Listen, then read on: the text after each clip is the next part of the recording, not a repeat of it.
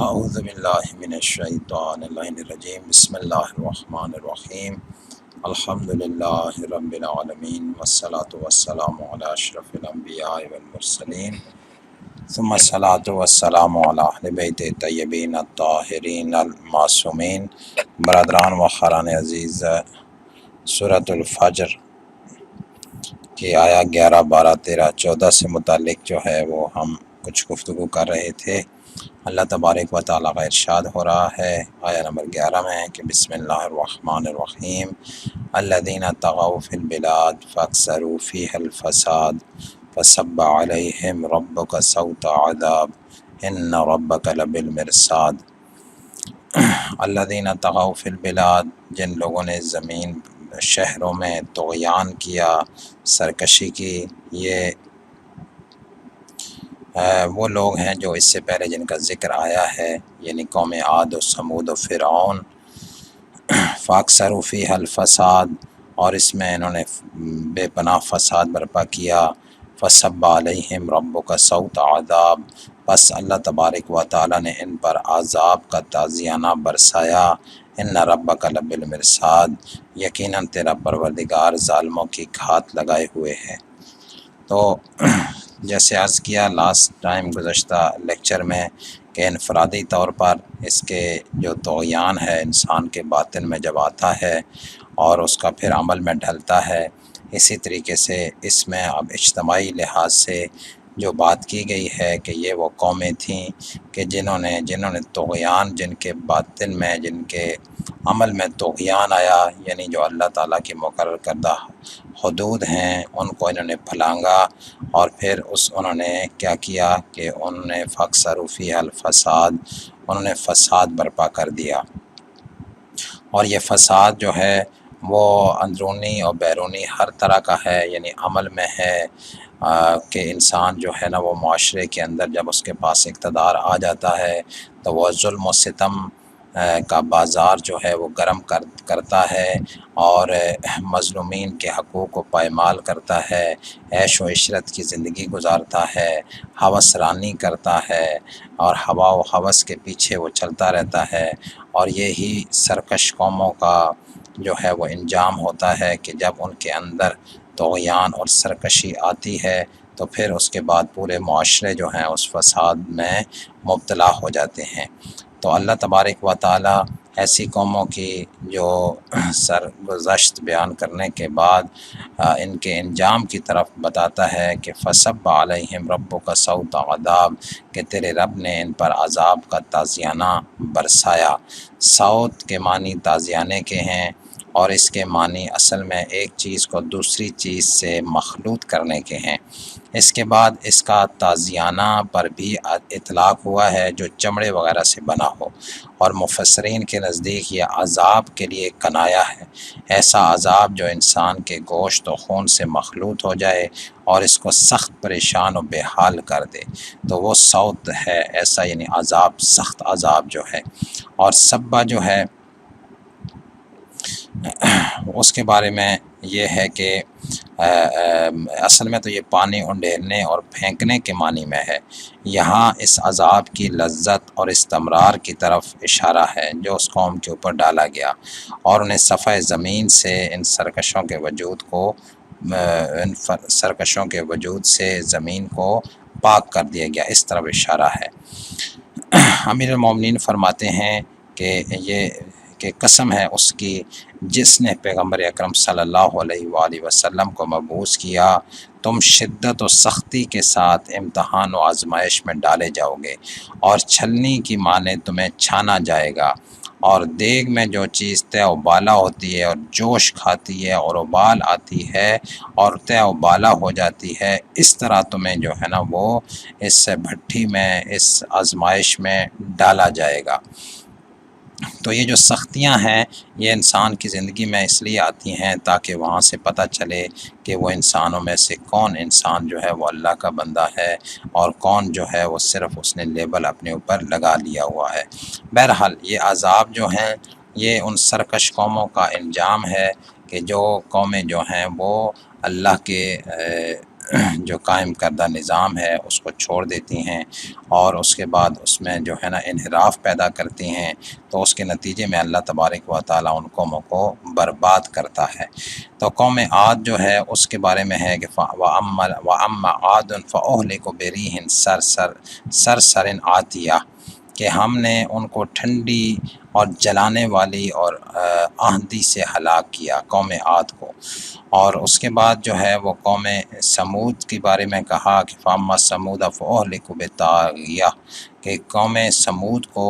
آسمانی چیخ کے ذریعے سے نابود کیا گیا، اور فرعون کو جو ہے نا وہ پانی کے ذریعے سے وَأَغْرَقْنَاهُمْ اجمعین، ہم نے ان سب کو ہلاک کر دیا۔ تو گویا کہ یہ ہوائیں اور اسی طرح آسمانی جو گرج ہے، چیخ ہے، یا بادلوں کی جو آواز ہے، اور پانی جو کہ جس سے کہ کوئی انسان بھی باہر نہیں نکل سکتا، ادھر ہی ہمارے ارد گرد یہ چیزیں ہیں جن کے ذریعے سے اللہ تبارک و تعالیٰ جو ہے وہ قومیں اس کے انبیاء کی مطیع نہیں ہوتی، جو اس کے نظام کی باغی ہوتی ہیں اور ان کا فساد حد کو کراس کر جاتا ہے، تو اس کے نتیجے میں اللہ تبارک و تعالیٰ ان قوموں کو نابود کرتا ہے تاکہ آنے والے لوگ اس سے عبرت حاصل کریں اور اپنے آپ کو سنوار سکیں۔ اس کے بعد فرمایا کہ ان ربک لبالمرصاد، یقیناً تیرا پروردگار جو ہے وہ ظالموں کی گھات میں ہے۔ مرصاد دراصل میں رصد کے مادہ سے ہے اور کسی چیز کی نگہبانی کرنے کے لیے آمادگی کے معنی میں ہے۔ عام فارسی زبان میں اس کو کمین گاہ کہتے ہیں۔ یہ لفظ عام طور پر ایسی جگہ استعمال ہوتا ہے جہاں کچھ افراد مجبور ہوں کہ کسی گزرگاہ سے گزریں اور کوئی شخص اس گزرگاہ میں ضرب لگانے کے لیے آمادہ و تیار ہو۔ تو اس سے یعنی کہ اس ساری بات کا جو مطلب ہے وہ یہ ہے کہ یہ گمان نہ کرے کوئی انسان کہ وہ الہی عذاب سے بچ سکتا ہے۔ سب کچھ اس کے قبضہ قدرت میں ہے اور وہ جب چاہے، جیسے چاہے، جسے چاہے وہ پکڑ سکتا ہے۔ لہٰذا ظالم یہ ہرگز نہ سمجھے کہ وہ جو ہے نا وہ کسی طریقے سے اس عذاب سے اپنے آپ کو بچا سکتے ہیں۔ امیر المومنین فرماتے ہیں کہ تیرا پروردگار قدرت و توانائی رکھتا ہے کہ گناہ گاروں کو کیفر کردار تک پہنچائے۔ اور امام صادق علیہ السلام فرماتے ہیں کہ مرصاد جو ہے کہ ان ربک لبالمرصاد، کہ تیرا پروردگار۔ اور ایک اور بات یہاں پہ